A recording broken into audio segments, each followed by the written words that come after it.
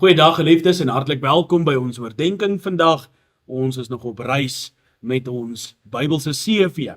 En vandag staan ons stil by die 4de oordenking van hierdie reeks en die onderwerp is die verwysing van getroue diens in jou Bybelse CV. Ons gaan saam lees Matteus 25 daar die 21ste vers. En sy Heer sê vir hom, mooi so, goeie en getroue diensknegt. Oor weinig was jy getrou, oor veel sal ek jou aanstel. Gaan in die vreugde van jou Heer. Tot sover. Nou geliefdes van ons Here Jesus Christus, die Here kyk nie net na groot titels of groot dade nie. Nee, hy kyk na jou hart en veral ook jou getrouheid. Goeie en getroue diensknegt, sê hy in die gedeelte wat ons saam gelees het. Getrou in die klein, in die onsigbare, in die dinge wat niemand anders kan raak sien.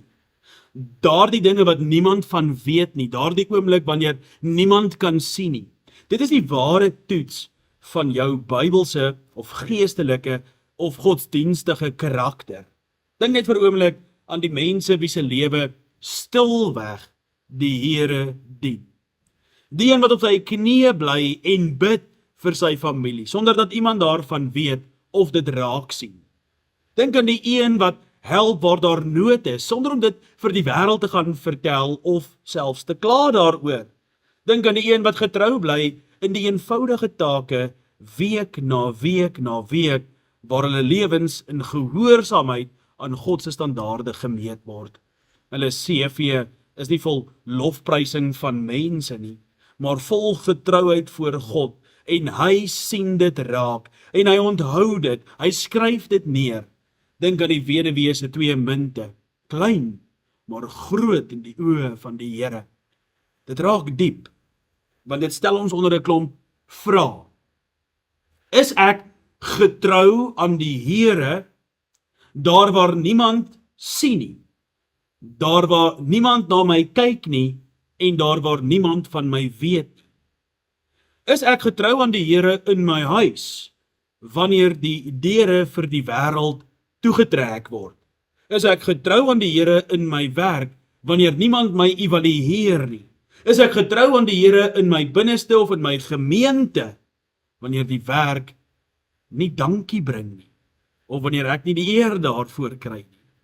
Of gee ek net wanneer dit gerieflik is, wanneer dit sigbaar is, wanneer ek iets daaruit kan kry? Miskien is dit in die klein take soos huiswerk of hulp aan bure selfs. Getrouheid kos iets.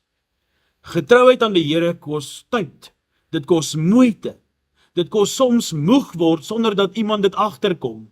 Maar dit bring die vreugde van die Here en die vrede van die Here wat alle verstand te bowe gaan.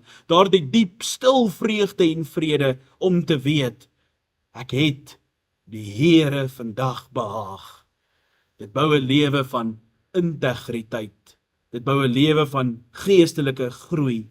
Dit bou 'n lewe van bruikbare vrug. Ondersoek jouself vandag. Is daar beloftes wat ek gemaak het en nie nagekom het nie? Take wat ek halfpad gelos het? Areas waar ek lui geword het? Daardie beloftes wat ek selfs aan die Here gemaak het, het jy dit nagekom? Laat dit jou hart roer, laat dit jou laat bid, Here, maak my getrou. As ek na myself kyk, val jy op jou knieë en sê, Here, asseblief verander my hart. Maak my 'n goeie en getroue diensknegt. Here, kyk na my rotine en help my. Begin vandag in die klein dingetjies. Doen die dinge met liefde.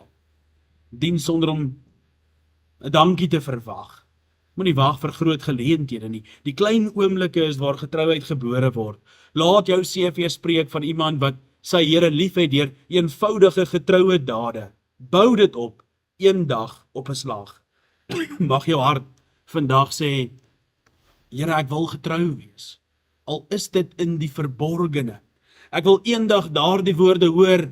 Ek smag daarna reeds in die tydelike, mooi so, goeie en getroue diensknegt.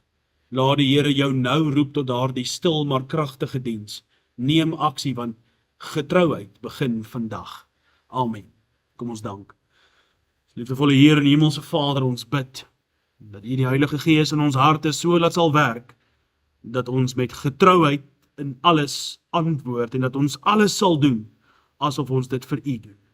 Dankie vir geleenthede, dankie vir geduld, dankie dat ons weet, Here, U sal ons nooit in die steek laat nie. In Jesus naam bid ons uit deur die werking van die Gees. Amen.